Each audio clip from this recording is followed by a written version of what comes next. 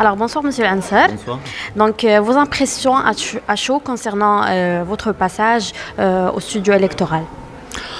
Écoutez, mon passage, mes impressions, c'est que d'abord, je félicite les gens qui sont derrière cette émission, les gens qui font cette émission. C'est un travail professionnel, un travail sérieux.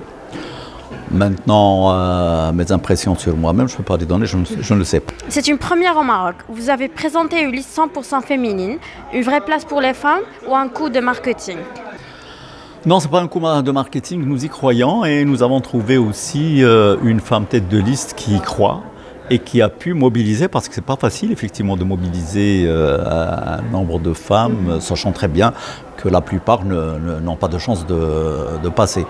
Et nous continuons à encourager effectivement cette tendance parce que nous estimons qu'il faut aller de l'avant. Dans votre programme électoral, est-ce que vous vous êtes focalisé sur des points tels les jeunes et l'emploi et les droits de la femme? Absolument, absolument. C'est d'ailleurs deux volets qui sont dans notre programme. Un volet sur les jeunes et l'emploi, en essayant non pas de tomber dans les routines de faire employer l'administration, d'ajouter des emplois d'administration, etc.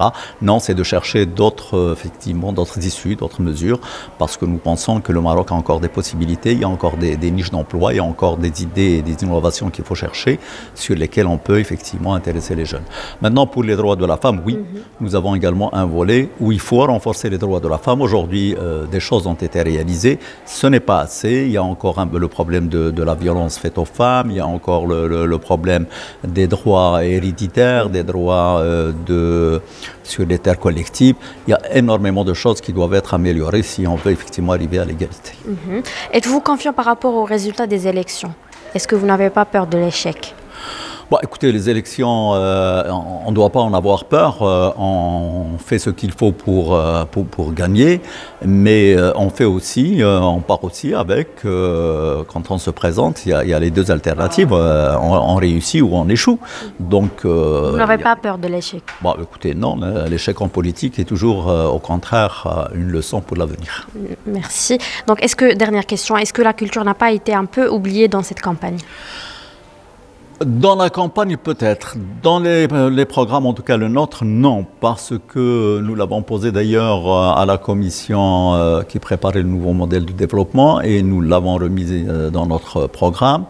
Nous disons que la culture aujourd'hui est non pas seulement un élément immatériel, disons de patrimoine, d'identité. C'est également aujourd'hui un volet économique, un aspect économique très important. D'ailleurs, on parle de l'industrie culturelle dans certains trucs. Et en plus, nous demandons que la culture trouve sa place pleine et entière dans l'école dès le plus jeune âge, parce qu'il est anormal que nous formions des robots, des gens qui n'ont aucune sensibilité culturelle. Merci beaucoup.